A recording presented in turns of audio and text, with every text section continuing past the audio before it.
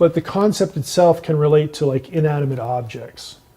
And dirt, of course, doesn't have moral qualities to it. It can't sin, all right?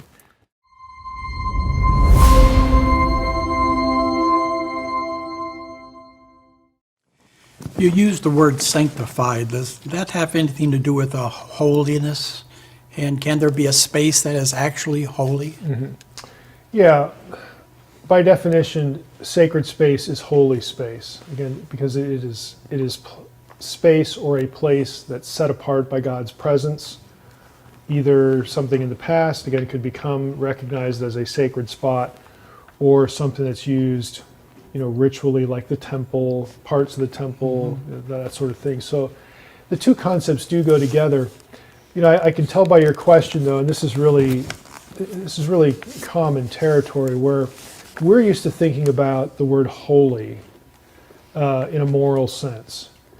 In the Old Testament biblical Hebrew vocabulary, to sanctify a spot, to sanctify a place or an object, and even a person, doesn't really have anything inherently to do with moral qualities or points of morality. I mean, there is a relationship because, just generally the people of God wants them to be holy. He wants them to be his exclusive people. So there is at some point a connection between behavior either in or on sacred space, or like behavior of priests, or just Israel's supposed to be a kingdom of priests, so the idea gets amplified. But the concept itself can relate to like inanimate objects. And dirt, of course, doesn't have moral qualities to it. It can't sin, all right? So the sanctification terminology, the holiness terminology, the idea of sacredness, doesn't inherently have morality in view. That's just sort of a subset of the greater sort of concept in the biblical worldview.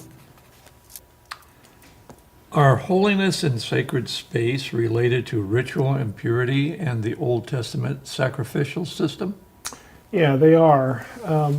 This really gets into how sacred space could be defiled. Again, you see that language in the Old Testament a lot, defilement.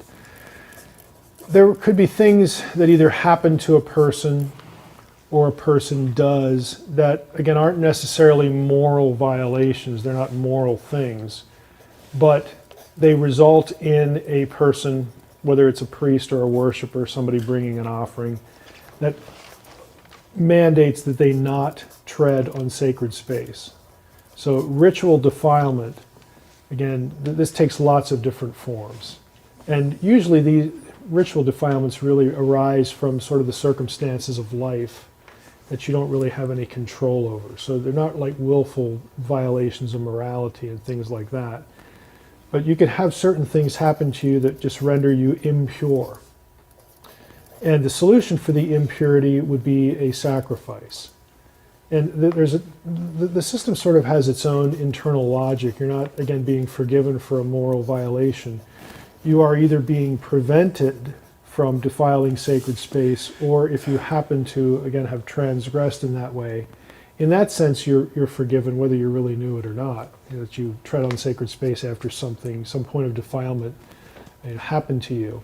So the two are related.